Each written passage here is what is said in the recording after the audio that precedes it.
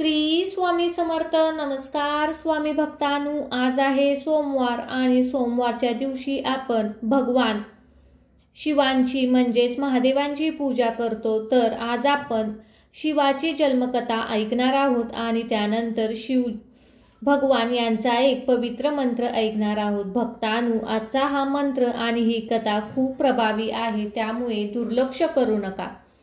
आजचा हा मंत्र आणि ही कथा शेवटपर्यंत ऐकल्याने तुमच्या आयुष्यातील सर्व नकारात्मकता दोष नष्ट होतील व भगवान भोलेनाथांची कृपादृष्टी सदैव तुमच्यावर राहील. चला तर मग भक्तांनो, शिवजींची जन्मकथा आपण ऐकूया. शिवाची उपासना बघण्यापूर्वी आता आपण शिवाच्या जन्माची कथा ऐकूया. सृष्टीचे कर्ते ब्रह्मदेवांना 4 पुत्र होते. सनक, सनंदन, सनातन, संतकुमार अशा या 4 पुत्रांची नावे होती. एक दिवस ब्रह्मदेवानी आपल्या या 4 पुत्रांना प्रजोत्पादनाची आज्ञा दिली. ब्रह्मदेव आपल्या पुत्रांना म्हणाले की आपल्या जीवनाच्या असंख्येत वाढ करायची आहे. त्यावर ब्रह्मदेवांच्या या 4ही पुत्रांनी त्यांची आज्ञा नाकारली आणि प्रजोत्पादन करण्यास नकार दिला. हे चौघेही ब्रह्मदेवांना म्हणाले की आम्हाला फक्त ईश्वरी चिंतनात रहस्य आहे. आपल्याला त्या प्रजोत्पादनात स्वारस्य नाही, असे ते सरळ म्हणाले. आपल्या 4ही पुत्रांची मुक्ताफळे ऐकून ब्रह्मदेव भयंकर संतापले आणि त्यांच्या मुखातून एक बालक बाहेर आले. ते बालक बाहेर आल्याच मोठमोठ्याने रडू लागले. या बालकाने ब्रह्मदेवाला विचारले की आपण माझे कोण आहात, माझे नाव काय आहे, मी कोणते काम करायचे. तेव्हा ब्रह्मदेव त्या लहान बालकास म्हणाले की तू आल्याच म्हणजे जन्माला येतानाच मोठ्याने रडू लागलास आणि आक्रोश करू लागलास. तू रडतच रडत आलास. तेव्हा बालक जन्मताच रडत आल्यामुळे ब्रह्मदेवाने त्याचे नाव रुद्र असे ठेवले. हे बालक म्हणजे देवांचा देव महादेव शंकर होय. ब्रह्मदेव त्या बालकाला म्हणाले की तू पुढे शिव, शंकर, महादेव, मनु इत्यादी नावाने प्रसिद्ध होशील. तुझा विवाह उमा, अंबिका, इरावती इत्यादी स्त्रियांशी होईल. ब्रह्मदेवाने या बालकाला आता पुढे तू प्रजोत्पादन कर अशी आज्ञा दिली. शिवाने ते मान्य केले आणि शिव पुढे कठोर तपश्चर्या करण्यासाठी निघून गेले. पुढे या रुद्र शिवाचा विवाह दक्ष प्रजापती कन्या सतीशी झाला. तिने देहत्याग अग्नीत केला आणि पुढे तिचा पर्वतराज हिमावत राजाच्या पोटी जन्म घेतला. कठोर तप करून तिने शिवाला प्राप्त करून घेतले व पुढे त्यांना कार्तिक आणि गणपती हे अपत्य होऊन शिवपरिवारास सुरुवात झाली. ही आहे शिवजन्माची कथा. भक्तांनो, तुम्हाला ही कथा आवडली असेल तर आजच या व्हिडिओला लाईक करा. चला तर मग भक्तांनो, आज आपण पाहूया शिवजींचा एक पवित्र मंत्र. हा मंत्र खूप प्रभावी व शक्तिशाली आहे. आयुष्यातील सर्व नकारात्मकता, दुःख, दारिद्र्य दूर करण्यासाठी, तसे तुमच्या रोजच्या दैनंदिन जीवनात अडचणी येत असतील, आर्थिक संकटे येत असतील, जीवनात संघर्ष करावा लागत असेल, कर्ज वाढत असेल, पैशाची कमतरता भासत असेल, वरचेवर वाद होत असतील, शैक्षणिक प्रगतीत अडथळे येत असतील, सतत अनारोग्य वाटत असेल, प्रयत्न करूनही सतत अपयश येत असेल व इतरांशी कारणाशिवाय वाद होत असेल, तर तुम्ही हा शिवमंत्र नक्कीच ऐका. भक्तांनो, शिवमंत्र ऐकण्यासाठी तुम्हाला खऱ्या व सच्च्या मनाने हा मंत्र 108 वेळा ऐकायचा आहे.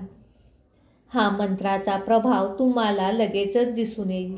इतका प्रभावी व शक्तिशाली मंत्र आज आम्ही सांगणार आहे. त्यामुळे हा मंत्र कमीत कमी 51 वेळा